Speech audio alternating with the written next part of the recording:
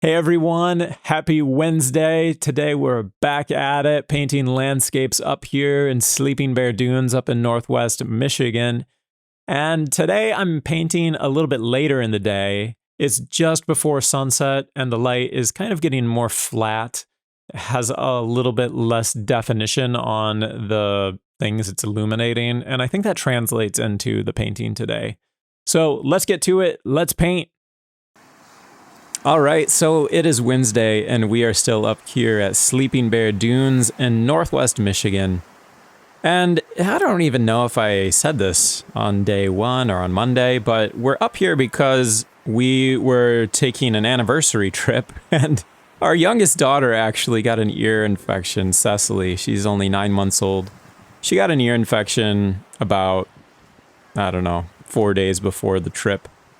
And we had to put her on amoxicillin, and within 2 days, we realized that she was allergic to amoxicillin. And so it was just so sad. She was sick and had gotten a rash, and I mean, it's just, any of you who have had children and have gone through something like this, it's just so stressful. And gosh, we were up like almost all night with her one night. She was just so upset. Clearly just super irritated. And it was just super difficult to watch her struggle through that night. But all that to say, we were supposed to just go up on this trip alone, me and Katie, as a way to celebrate our anniversary. We like to take a trip out of town every anniversary, and our anniversary was on the 10th. And so we were like, oh, let's do a trip up here at Sleeping Bear Dunes. Apparently, it's one of the most beautiful places in the United States, according to, I don't know, what she found this thing. So I was like, sweet, let's try it out. And gosh, they are right. It is one of the most beautiful places in the United States. But Cecily was still not feeling good and definitely not ready to spend the weekend with grandparents. So we turned our romantic getaway into a family vacation, which was great. It's totally fine, and we've had an amazing time together, and it's been awesome. But it's probably been a little bit less productive than it might have been, where we could have like gone up there and, I would have been able to paint maybe a little bit more, and Katie would have been able to read books, and it would have been just nice and relaxing, being able to sleep in and all of that jazz. That would have been awesome. But it's okay. We love our daughters. Our daughters are beautiful human beings, and we love spending time with them. It just is sometimes nice to have a little break from the beautiful human beings in your life. But it's okay. We've been having an awesome time up here. But that's why we're up at Sleeping Bear Dunes. It was originally an anniversary trip plan while we were out here in Northwest Indiana in the Chicagoland area visiting family. We figured, why not take a trip? So anyways, let's talk about the painting. Tonight, actually, this painting is an evening painting. We got to this beach. I actually don't know how to pronounce it. It's spelled E-S-C-H. It could be Esch. I don't know. Who knows? A lot of people are from the Netherlands up here, or Holland, kind of Northern Europeans, so who knows? It might have a weird pronunciation, and I have no idea. But we are at this beach, and we are looking north at Empire Bluffs. So I've painted Empire Bluffs twice already, and I'm painting Empire Bluffs again. And honestly, it's because I think Empire Bluffs are beautiful. I love the quality of the growth of the kind of dune grass that grows up the side of this dune that's like diving down into Lake Michigan.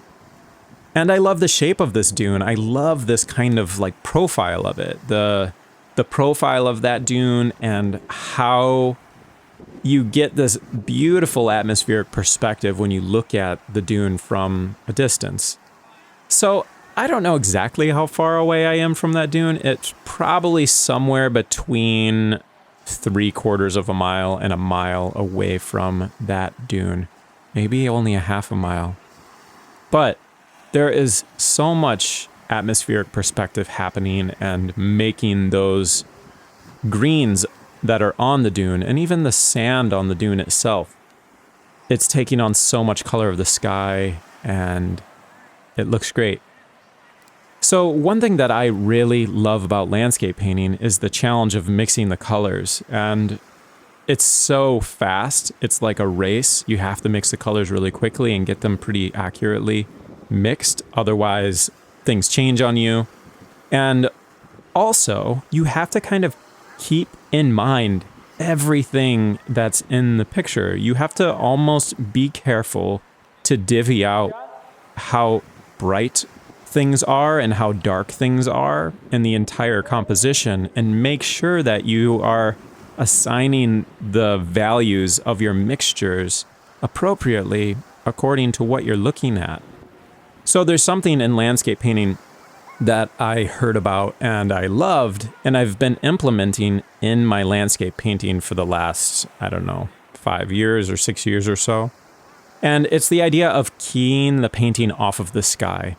So if you think of the idea of having an extreme gamut of value as you look at anything in nature, because our eyes can register really high contrast and nothing feels like blown out, really. Not nearly as easily as it does in like digital photography or something. So you have this huge gamut in your vision, in your natural vision.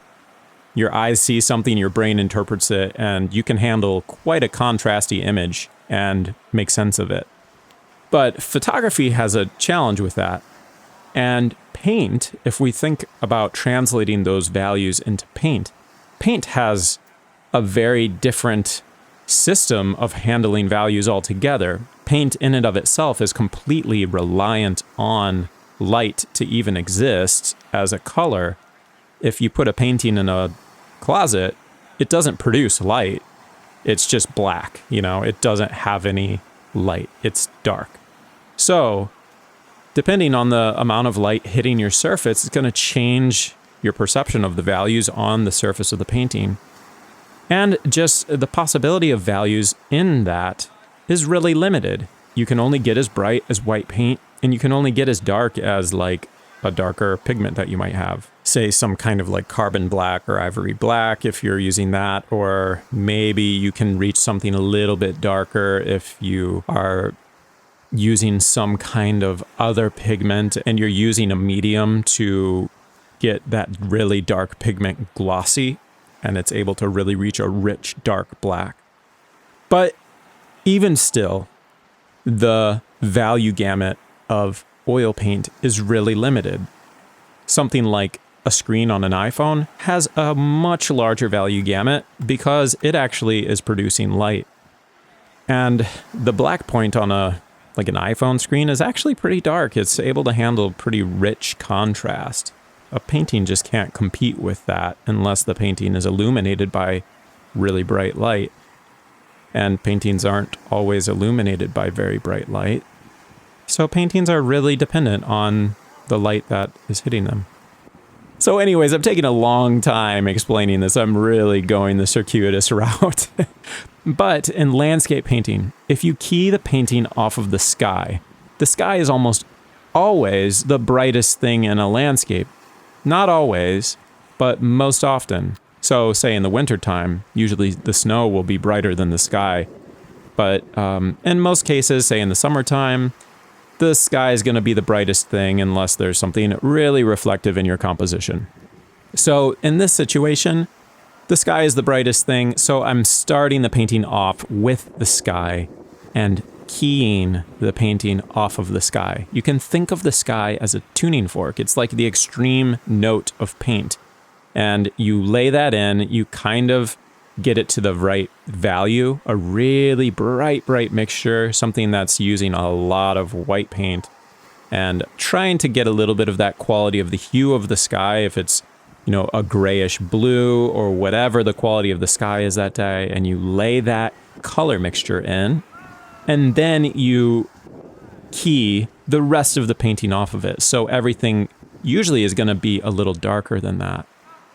And I love doing this too, because you inevitably have this big pile of the sky color that you mix up on your palette. And then you can actually use the extra sky paint that you have mixed on your palette to introduce atmospheric perspective into the colors that you are mixing sequentially from the sky. So say like when I'm mixing those greens off in the distance, I'm using, some duller greens. Usually greens in the distance, typically I will use a combination of something like cerulean blue and yellow ochre. And then I'll add white in there. I usually will just add the sky color that I already have mixed up into that mixture. And maybe a touch of red if it needs it.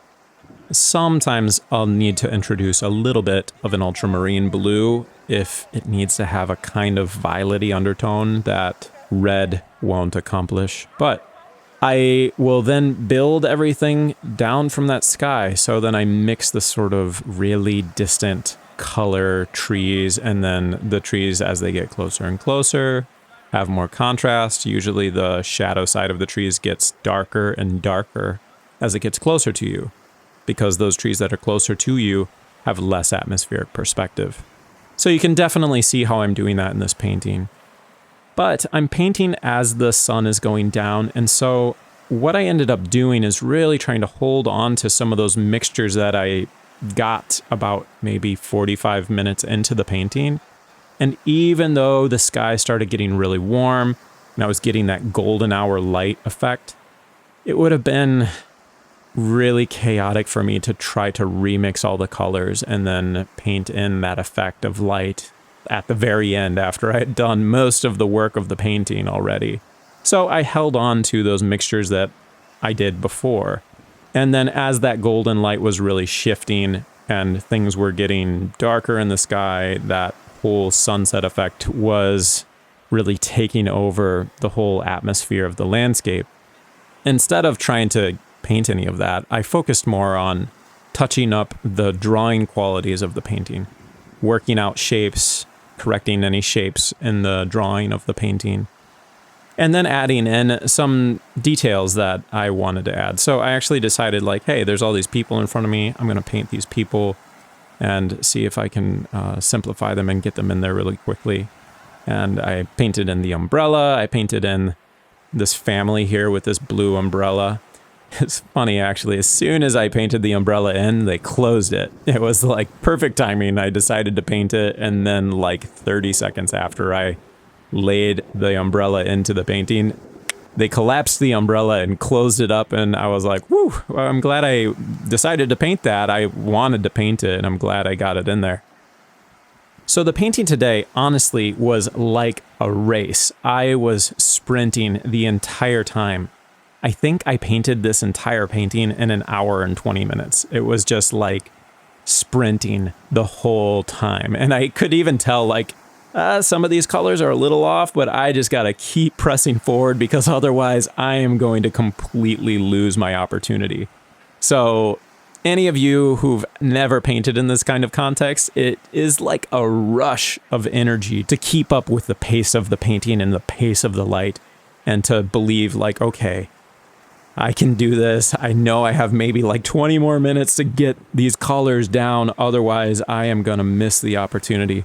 So I love this kind of context where you are chasing the light and it is a sprint and you are all instinct. It's like all painterly instinct. You're completely operating on past experiences and really just trusting that you can handle the challenge that's before you, and that if you just relax and do things naturally and not freak out, but you work diligently and quickly and you don't waste any time, that you're going to come away with a decent painting.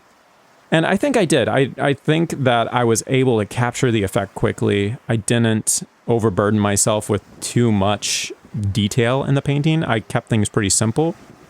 You might notice that in the trees of the shoreline on the dunes, as they're going off into the horizon line all the way down to Empire Bluffs and into the horizon line of where Lake Michigan meets the sky, I didn't overpaint the sort of detail in those trees. I left it really simple. I I didn't try to find any kind of individual textures of shadows or textures of the trees in the hillsides. I focused a lot more on just getting the color accurate and getting the silhouette of the shape of those dunes accurate. Another thing I should mention, or maybe apologize for, is the weird angle of the camera on the painting. I totally forgot to grab my Italian steel easel, and so I had to find a way to attach my camera to the tripod that the pochade box is mounted onto as well. And so the camera was like really close to the surface of the painting, and I had to have this kind of strange sideways angle on the view of the painting. So I noticed as I'm watching it looks like the drawing is actually off, but when you flatten the painting out, when you turn the painting actually square with the camera, the drawing doesn't look off. And I was doing a sight size process, and if you kind of can imagine skewing the painting back to a flat, squared up view that's perpendicular to the angle of the lens, all that kind of weirdness of the drawing looking like the angles aren't quite matching up, it's because the view is just really sideways. But I really liked this painting. I liked how flat the light looked and how kind of cold. It has this cold atmosphere over it. And it honestly kind of reminded me of some of the really simple Edwin Dickinson paintings, or even William Merritt Chase paintings up in Provincetown. And I don't know what it was about maybe it's just the content of the dune and what I'm looking at, how I simplified the beach grass and the dune grass, and it's something to do with the grade nature of the mixtures. It just almost felt a little bit colder than maybe it really was there. And it could have just been that evening light, making everything have that kind of cool cast to it. So that was the painting for today. It was a sprint, and wow, it was crazy, but I'm really glad I did it. It was a challenge, and it's one of those things that you just have to embrace with landscape painting if you're going to paint from direct observation doing landscapes, and you only have like 45 minutes until sunset.